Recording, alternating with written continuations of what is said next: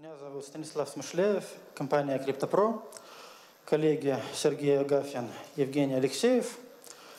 И наш доклад посвящен обсуждению. So I have my colleagues here, and we're going to discuss a number of items that have become quite painful at the practical security conferences about the cryptography in Russia. There are very many perceptions that we can hear and argue both online and offline. It's a set of kind of myths. Some of them are true, some are not, and related to the fact that all the cryptography in Russia is obsolete and 25 years old, solution-based, it's slow, issues with sustainability, and our overseas colleagues sometimes making very strange publications support these myths. And the strange perception is that in Russia, all the cryptography is rather, paper security oriented, but not is paper based, bureaucracy based, but not providing real protection. So we would like to share, probably discuss, and we would like to have a constructive discussion, not mythological. So why is it of concern to us? Many partners and integrators believe in a set of myths and cliches, and very often they use a scheme when they use foreign algorithm, when in the lines with the highest load they use RSA or AES. And when they need to certify, they provide the FSB certificate, which is less secure. And very often, as we can see, it contradicts the ideas of real protection. And the other consequence, quite painful, is that very often, say half a year ago, there was a case when at a conference on practical security, there was a presentation about some Russian cryptography solutions, and the criticism was not constructive. It was kind of bookish, which is probably not good, because the real vulnerabilities, multiple insecurities and risks are what we'd like to address by experts in practical security more attentively. And as a result, the practical security experts have lesser tools, as all Russian cryptography is being discarded. The cryptographers have a very strange, dubious reputation. They have to prove themselves from scratch that they are good. They have to prove there are no vulnerabilities, and in spite of information about real threats, there is a number of cliches that does not give you anything practical. So let's talk about this sustainability. Probably the sustainability of our block codes, and after the Courtois attacks. So after the ISO committee hearing, so there were 4 or 5 articles which claimed in small fonts and comments that nobody reads comments, but the numbers remain in memory. So he actually, if you consider his work in detail, and he also admits that it's Courtois where that says there is no sustainability issue. I cannot spend too much time. I'll give you the link, and there is an article with the Courtois analysis, quite a comprehensive one. And this is an example, a print screen of his slide from a conference that says that he ignores the data complexity and just compares the running time. But in the comments and mass media messages, we see only numbers. And the other question that is there is a very well thought out attacks, and this is Isobe and Dinora Dankelman Shamir. And not going into detail, so certainly there is a certain level of robustness and sustainability, but there are real attacks which brought about the possibility to organize such attacks. But if the rules of the use of the script to encryption to use it properly, so then these attacks cannot be launched if the encryption is properly done. Certainly that's so. Then if you need to verify the algorithm, you need just to check for this algorithm for its robustness, and then nothing will happen. But the robustness of the encryption so will be a good guarantee against any attack. So the old hashing function situation is bad. And because the old hashing function, so there were two successful attacks, and for finding collision and looking for another image, so that's the damage was quite considerable. And even now, so we introduced the new hashing standard function, and we issued. There's a new document so how this system should be migrated to the new standard. So the document reflects that, and all companies need to move to a new standard. Is it a good standard or not? And so the standard for robustness is quite. A lot of work has been done, especially recently, and so there were some at the Federal Security Service. So there were a number of tenders and bids, and actually the work that was presented to them for their attention. So that it was quite good, robust things, and so they sustained all the attacks, and so the Federal Security Service was happy with that. And then so what actually specialists of the Kaspersky Laboratory were talking about, that the state authorities they need to select constant to make it bad. But Altavi Yosov spoke to the extent that the stream for using this constants may result in reducing robustness. But our colleagues from the state authorities, so they were saying that that all constants that we have in Stribog, so they are the images of another function.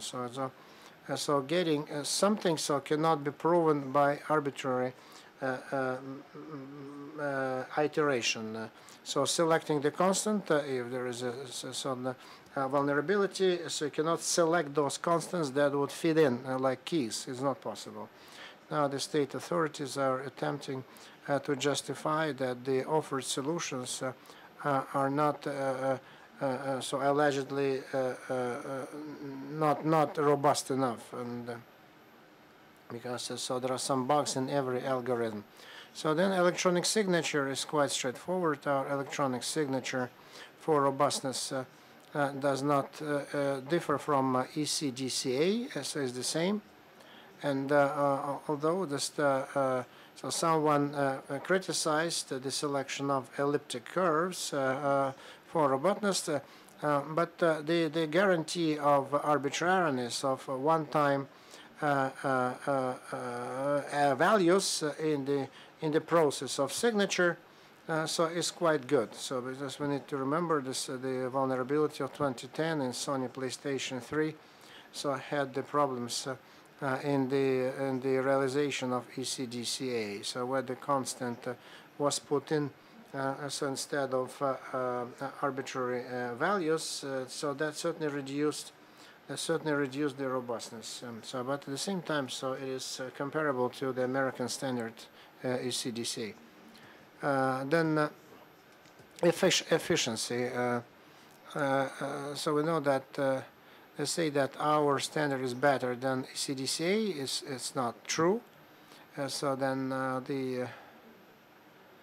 so you can see here the implementation as a Bernstein OpenSSL implementations. You can see different, and this is the state standard. Is pretty much the same level. So depending on the architecture, it's pretty much the same level, comparable level of strength. So then certainly we have. So comparable speed is pretty much the same, and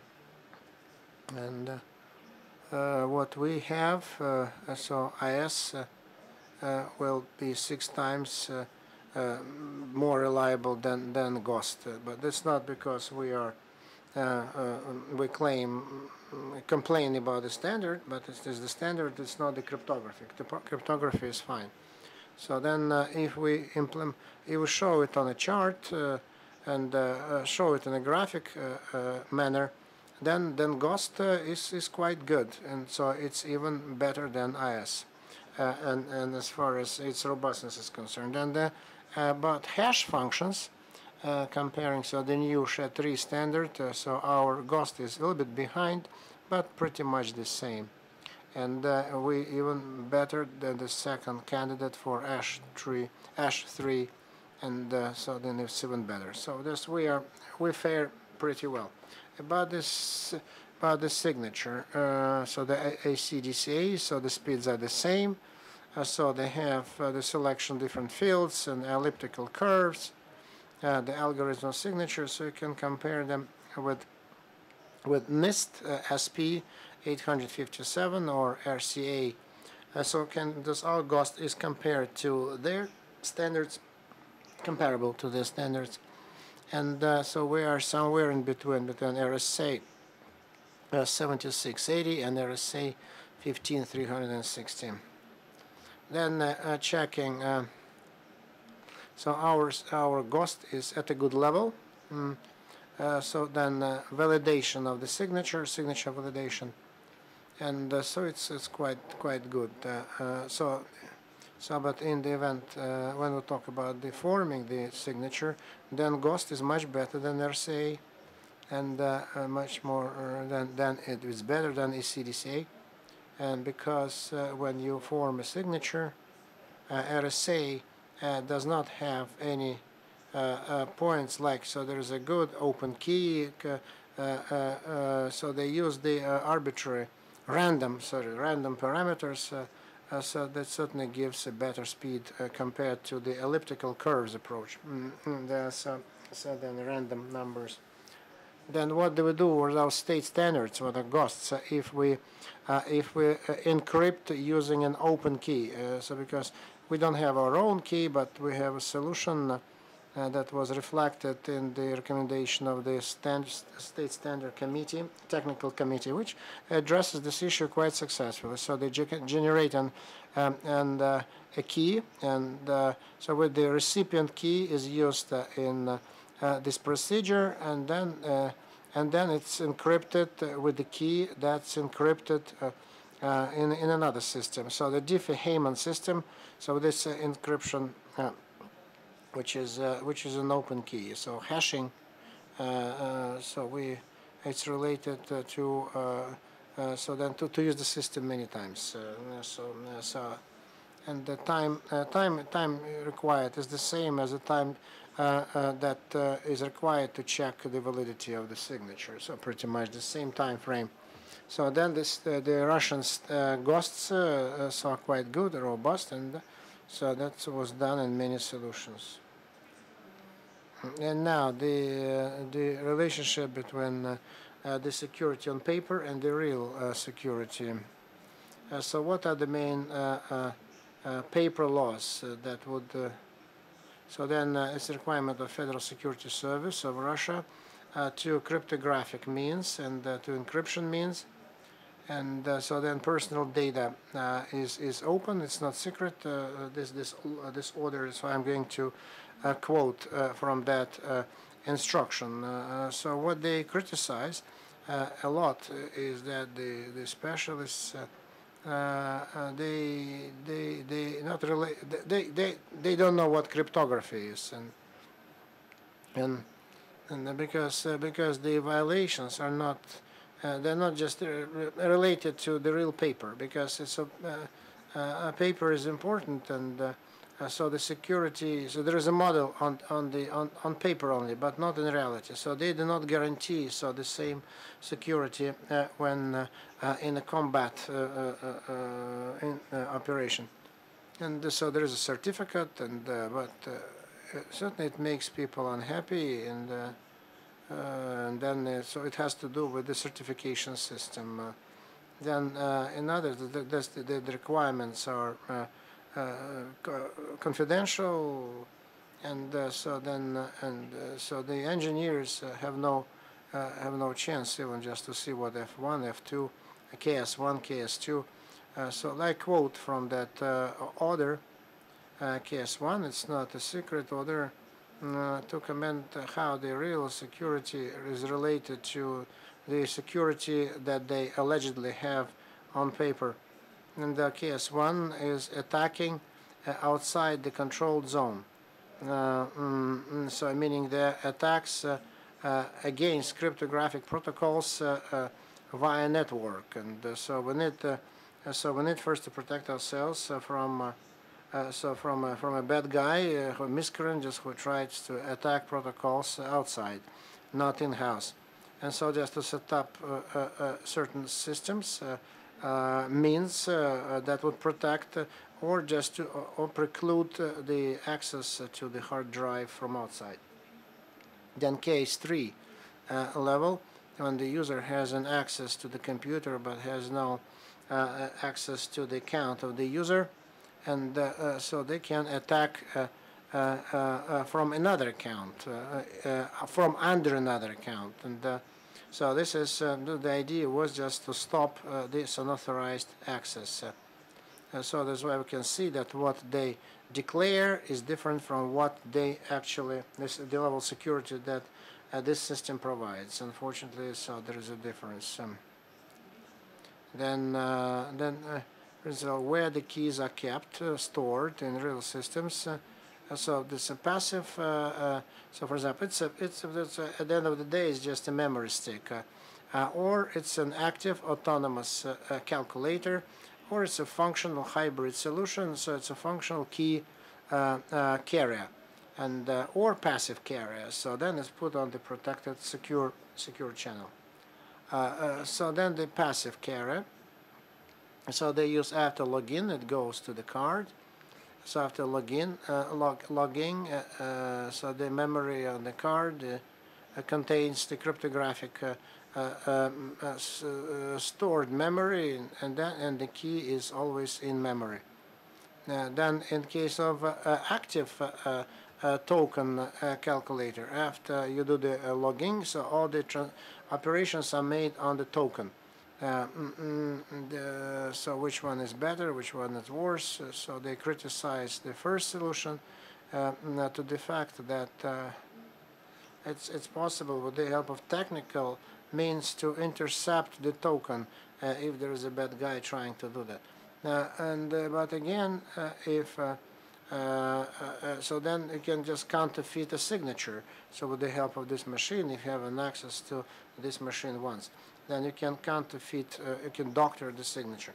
And if you have an access to the channel between the machine and the card, and so for example, if we remote operation mode, and so then there is a certain so an NSB port, then in some cases so the key can be taken out after the first attempt to hack the system, or after the first login, so the miscreant has a password, and then he can just add any data he wants. So that is why I say the authenticity of the key disappears. And so using the key, but it's possible to hack anyway. So in case of active calculator, so then there's a problem. Then there appear more serious issues. So on a small card, so they calculate so the elliptic curves, and that takes time, very lengthy procedure. And then if you don't implement it correctly, so it can generate a number of problems related to the leakage of adjacent channels or side channels. And whatever you do, so the access to the channel goes through the encryption of the key. So formally,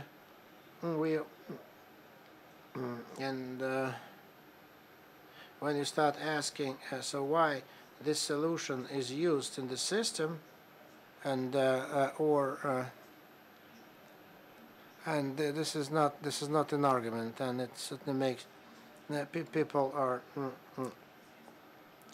so that this means should be used only if the perpetrator cannot get an access to the channel, but irrespective whether the token is active or not.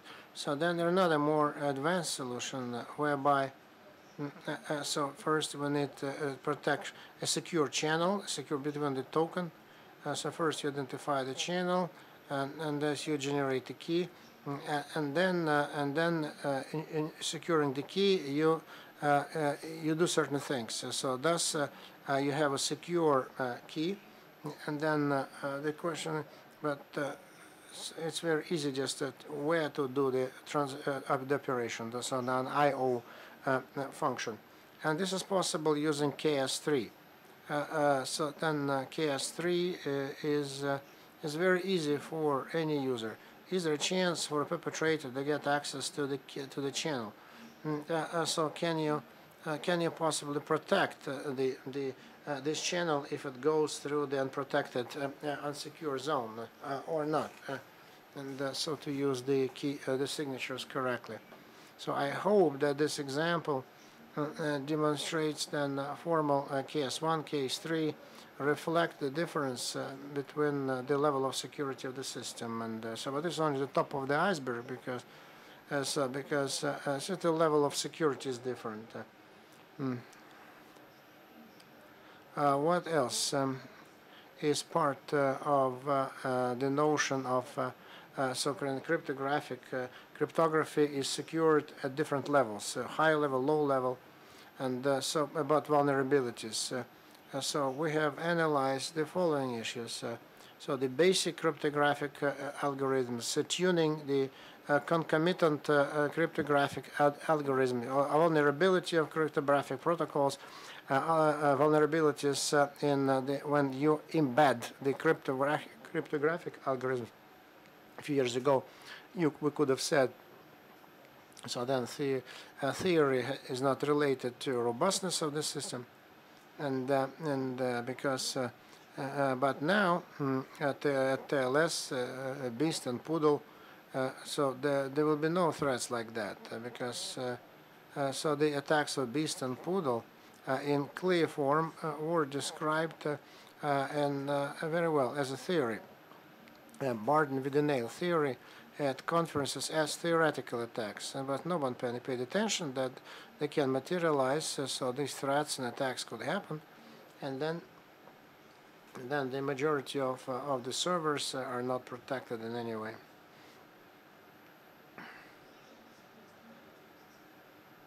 So what are the mistakes?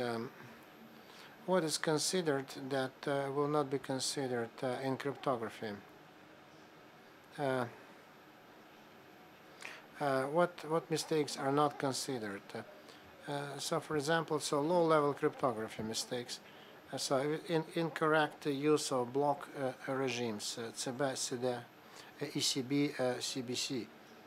Then appearance of side channels So if the mechanism of padding is not used in a secure fashion, and so they can be easily so intercepted by the gauges of rhythm that calculate rhythm, or covering the gamut of frequencies, or using the synchro messages without guareteeing the terms of their random nature, so the unpredictability. So TLS related, so the sending this, as I was saying, in case of their unpredictability, and if the load, the key load is higher, then the key can take it. And so CBS and CFB vulnerability. So if for every new package in TLS you do not use a good, unique, random synchro package, so you'll have a hole. And Gregory and Bart in 2004, they were talking about it. No one listened, no one paid attention, and then the Dong and Rizzo became famous in the whole world in 2011 when they conducted successfully this attack. And if IV can be controlled by the perpetrator, so then selecting one block byte by byte, bit by bit, so then can easily so identify the encryption text. So then a small advertising to Russian cryptography. Before those attacks in Russia, so in TLS Russian algorithms approved by TK26, so they adopted this new so gamma type mode operation, and no one could break it. So the ciphering encryption machine so operated quite well, and so that's why. So even if the perpetrator tries to hack into the system, then the most important components of the encryption, so that bad guy cannot hack. Then, so for example, padding. So if you are not working with padding correctly, so because this is the a set of byte constants, pad len, before the end of the block, where pad len is a number of required padding bytes. So then the perpetrator through the channel, or on the other side of the channel, you can launch an attack. Exactly what was proven in 2014 when this attack was launched. The idea is that, and so each byte of each block can restore so almost all the text without reading the key. So 128. So over the last, but before, so sometime earlier, before this attack was committed, 12 years earlier, so it was described. This attack could have been possible, and so this challenge when our TLS spoke about this is TLS version 1.0 for the users of CBS sets of encryption, was described many years ago in 2001.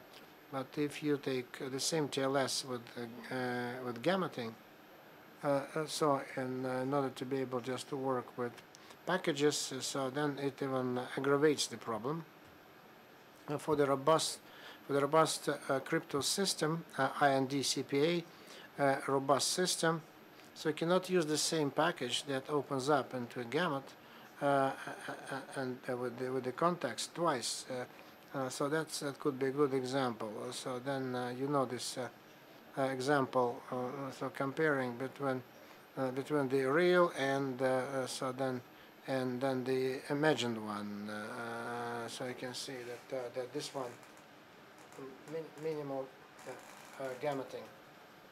So then covering the gamut, covering the gamut, or overlapping the gamut, covering it. As if you take, for example, so this block diagram of this encryption system, if someone starts to send so packages, so then the perpetrator can get this without any key, and so this is obvious that certainly so kills all security issues, and this is the problem that we needed to address, and so our partners face this issue when we talk about embedding so good means but by bad ways. So naturally, when you implement this, so we check these issues, and so we need to make sure that this works. And then another point, so is the key load. So the cryptography people know that you cannot use so the encryption 64 length and more than 32 gigabyte of information. Otherwise, so one will adversely affect the other. So no longer than 64 bit key can be used. Otherwise, it will be overloaded. And so 10 megabyte is an optimum load. And if you want to work the key correctly, so then the load should be no more than 7 megabyte. So these solutions exist. We know how to realize the keys, how to work them, but there is a big problem. So how to work with the tokens? So that's to give no more than 10 megabytes per key, and that is why we should not do it so off the top of our head, and so we need just to certify this and develop it properly, to standardize it, to make sure that the system works, and to check it for robustness and sustainability. And so such solutions, so they take the key, they duplicate it many times, and then do the same thing on the key copies. So the copy, the key was just duplicated, reiterated. And so then in our instructions, we speak about that. So the key tree implementation. So it took time to put it together, but now it works well. In order to generate a low-level key, so because so the speed it doesn't slow down, but the realization is more difficult, because we have selected the algorithms, and there are recommendations of the technical committee, and so the keys have been analyzed and algorithms have been established. So how can you, should we relate it to the authentication or not? And because in real life we can use even not the hash function so much, but if it has an embedded vulnerability, even related to so on MD5 we can use our signature as a second attempt to create an image of the second image, so then is reduced to 2 raised to the power 128, and which is only 5 orders of magnitude. As you know, then so the attack related to the certificates of Microsoft, so discussion is still going on. So we don't know whether MD5 was hacked or not. And but one way or the other, so the main problem lies someplace else. Main challenge is that if you use this kind of system, authentic code system, which is signature, and in the system, Windows system, you check.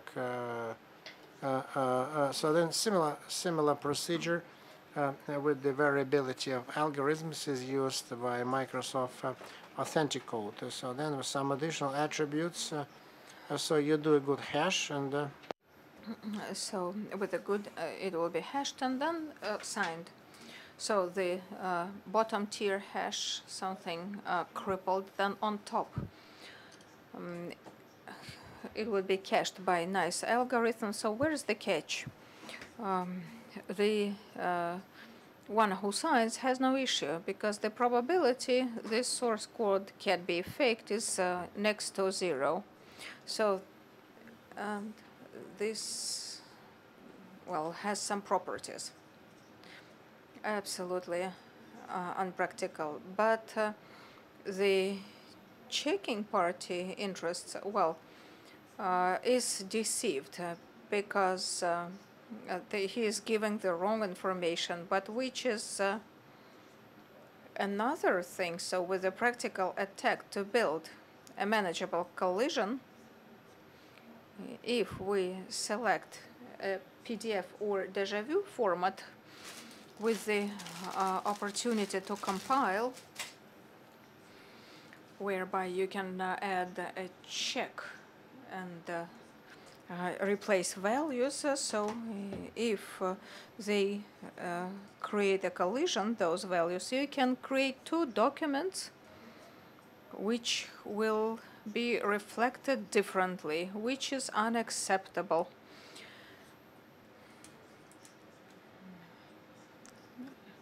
Because PDF is permitted to use. And in Russia, legally, you can only use 3 hash signatures. The first pair is going to be forbidden after 2018. So, but in real life, if you use the 3rd standard, so you apply. And then the last thing I wanted to mention is try to convince you that many solutions in Russia do not have any tags and there is no catch, and there is a good solution, the author thinks.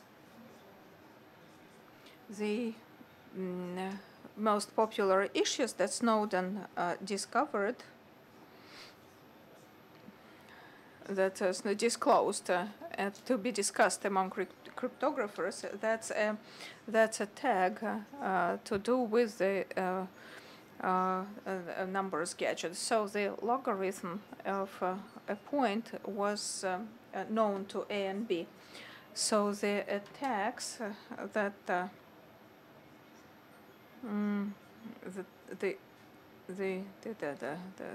are possible, but and there is an argument that proves that that's not like that. So it's not the only argument that's used.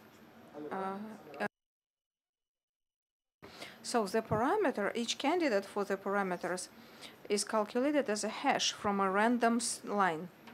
Then you check that the parameters comply. If not, then you take a different value. So if we believe in hash, we believe in parameters, because the structures of hash and elliptic curve are different. You cannot compare them. So in our standards, Russian standards, in ROS standard, we have that, and you can believe in our curves and parameters, and the signature is the same as the American one. You cannot do much about it. And then briefly I'll tell you that there is a set of ways and algorithms and the functions of random data and diversification are very similar to the American ones, and that's if you don't like to use an out-of-the-box solution, this is a recommendation to use our standards in IPsec in CMS and TLS. And that it can be used, and all the justifications have been provided or described by the standard. And then I will pass the floor to my colleague about the practical goals. Thank you, Stanislav. I would like to tell you about some practical tasks that the cryptographers address when they develop protection, how the keys are stored and what solutions can be offered to businesses, how those keys are generated and how these solutions can be embedded into life systems. So let's start with the tasks. So the bottleneck in any system that's going to use cryptography is working with tokens. And sometimes you need unconventional solutions that will allow you to minimize the number of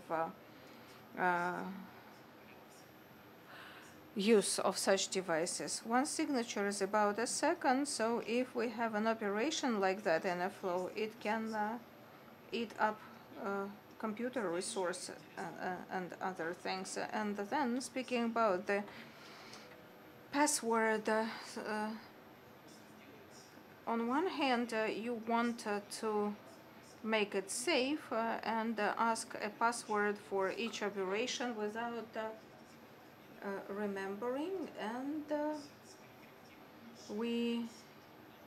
our life is different, and a common user that would be using KS1 tools do not want to see many offers, and they want to simplify this task, and for them cryptography is rather a burden but not security, and something that is being forced on them. So not to lose the users, we want to support this attitude and still providing the high security. So speaking about synchronization, speaking about cryptography, this is some library in memory that would be joining every encryption process, and every process can work independently with different containers. So someone is trying to create, to delete, to open, how you arrange it, considering that we have a bottleneck here, reading the smart cards. And when we're speaking about different platforms, cryptography is algorithm, but to make it, you need everything from PowerPC to Windows XP. That's where you need to consider syncing with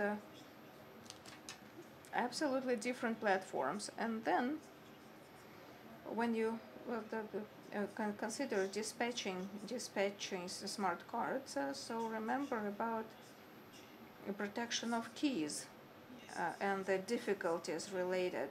So there are some simple considerations that have been around for a long time with the hardware reliability. We cannot completely trust the network adapters. We cannot trust the dispatching memory. And potentially some memory can leak to the network. For instance, take a case that's similar, is Bleed the vulnerability, where the hacker could get some address space of the server. And what's used in the Russian developments, the keys should never be kept openly and never be used openly, and they will never get into the memory. So all the activities will be masked, distributed masks in memory, and so it adds some security here and there. And then the question that Stanislav was mentioning on attacks on third-party channels, that we need to consider the attacks that have permanently been detected, and the multiplication, for instance, should not show the number which we multiply. So let's talk about the key carrier, the key hardware, where you store the keys. We have here many approaches, and in addition to what Stanislav said, we need to be talking about keeping the keys at common flash drives or in the file system or in the Windows register. Why do we need to support that? But then again, speaking about the life of real users who don't need very high level of security, they will be happy with the KS1 model. And naturally, if they want a higher protection, in particular if they don't want if they wanted to restrict the number of password guesses, so you can recommend a solution different from a flash drive. If you input the wrong password, they would be blocked.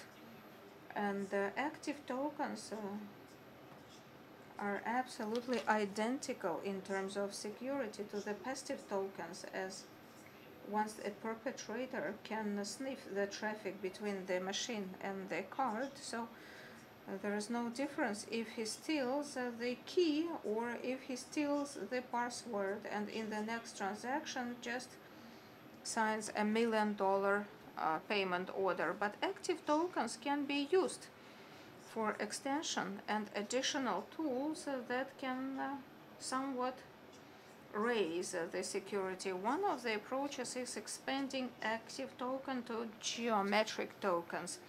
When we add some additional authentication factor, and after the PIN code, he needs to somehow confirm the operation of the token. And the benefits are obvious. If you lose your PIN code, the perpetrator can do nothing with it, because he will need to input some confirmation. So it can be used in addition in existing system, but then there are downsides. The architecture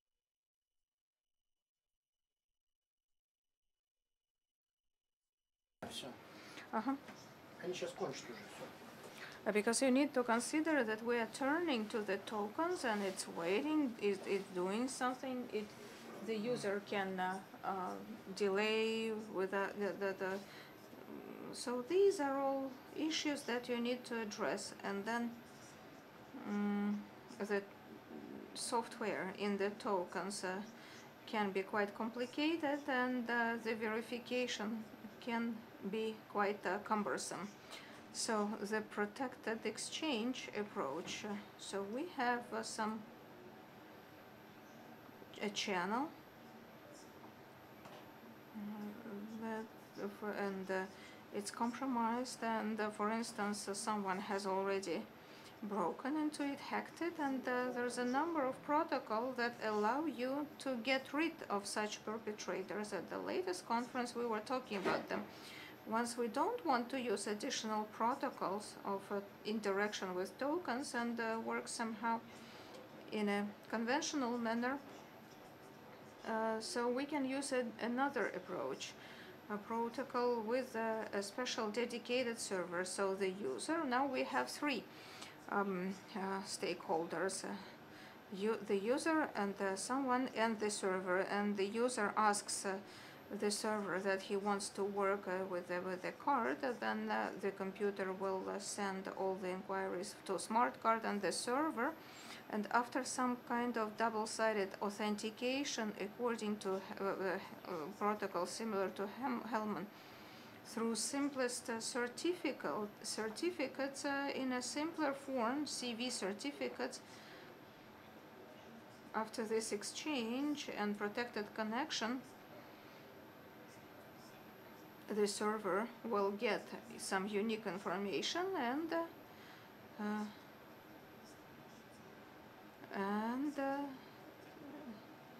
will provide the certificate for the computer and start interacting with the double with the authentication through the protected channel where you can send files and signatures.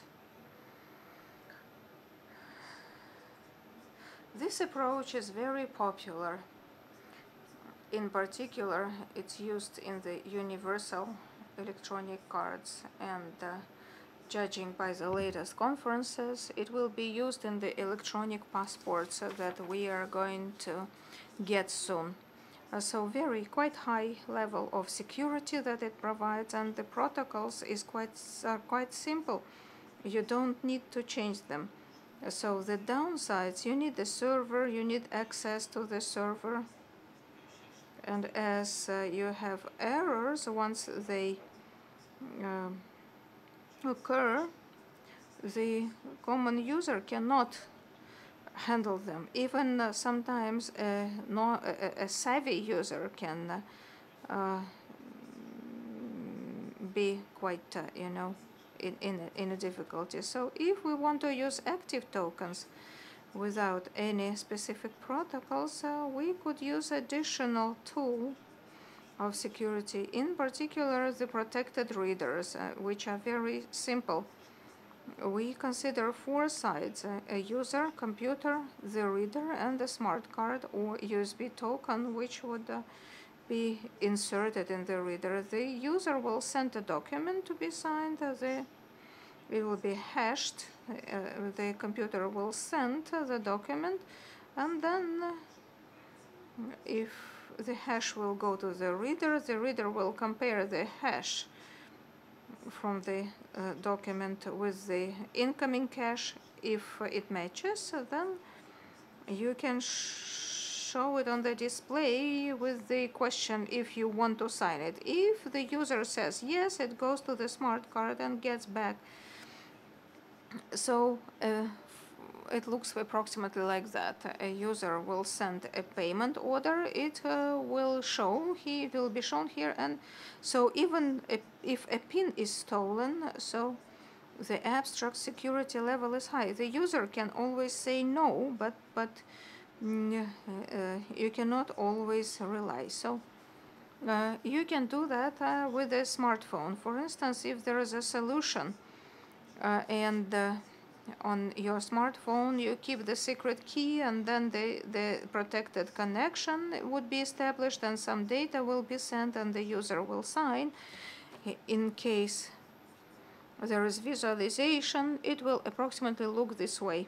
So the user will make a decision if he is going to sign it or not. So the random numbers generator, if you are familiar with cryptography, you know about the generation of random numbers.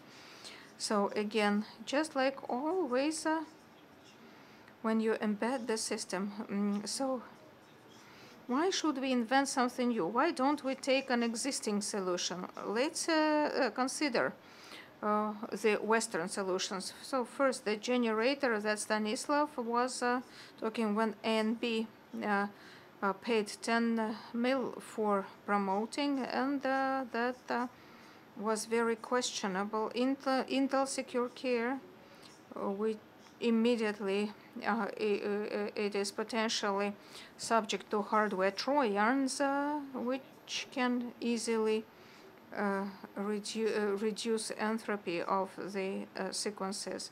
And the Windows Linux proprietary, or the entropy is absolutely ungrounded, and I cannot tell you, but looks like it's going to work. So the Russian developers can offer several generators which with different approaches. Hardware gadgets that you can just use and insert, biological gadget, and the interaction with the user. But they are not. They have low speed and are not applicable in every architecture. So we are still searching, and we heard presentations for such gadgets at the recent conferences. And embedding, it's all so good, but how are we going to embed in real system? How can we start using Russian cryptography? Well, not much trouble. because it's out of the box, almost out of the box. Let's talk about Windows.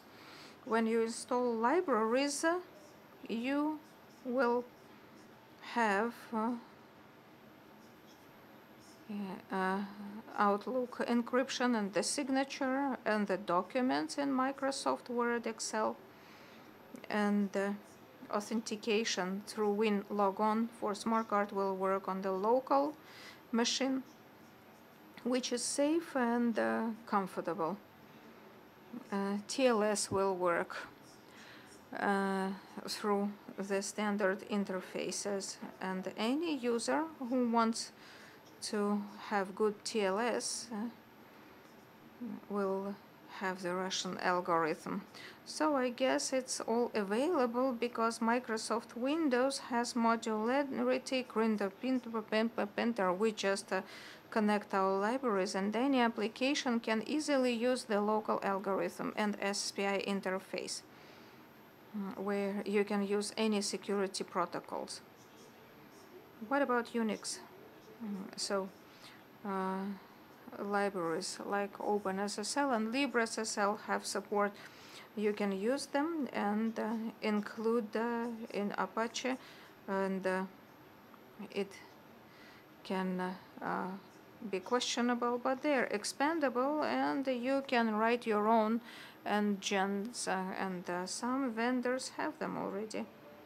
And here you can write one code for Windows with cryptoIP. It will be identical for Unix, but for that you need some processor, because Microsoft is out of the box, but Unix doesn't have it. And there are two considerations here. You can either do it or get a ready one, for instance, Copyright library that does it. How does it work, this cryptoIP?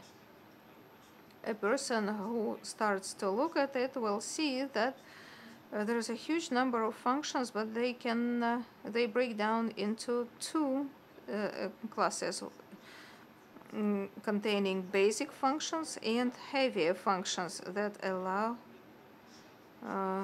to use short methods to address many tasks, and allows you to sign with your key some message. Even 10 is not very difficult to use. That's the way you can deploy the Diffie-Hellman protocol for two users. First, Alice is getting her open key, then Bob is doing the same thing, and then Alice and Bob import open keys of each other, and then the exchange key is 2847, and then algorithm, and then these keys can be used for encrypting the session and further activity. So there is some deficiency. Internet Explorer does not cause many issues because it works through the out-of-the-box interface, so it will be working with the set of libraries. Mozilla and Chromium can use Russian algorithms, and because out-of-the-box versions do not have it, you need to support and upgrade. And you can use plugins on modern browsers that reflect cryptoIP. So, for instance, Cadis plugin that you can use for Google Chrome, Mozilla, and Opera. That's where I'm done. I thank you for your attention.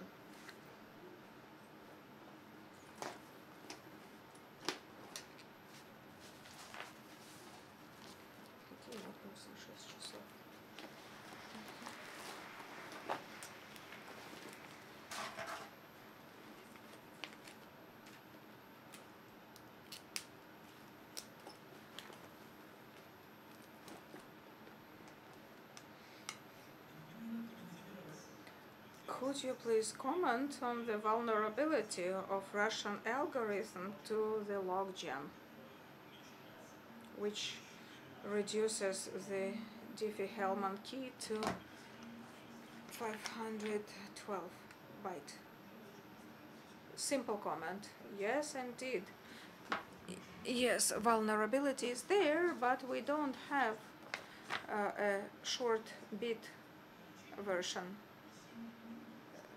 So these attacks are not applicable in Russia, because in 2010 we didn't have this cryptography made in 2005. We don't have any short key option, so you can reduce some algorithms. No, that is not is not an option. It's not applicable.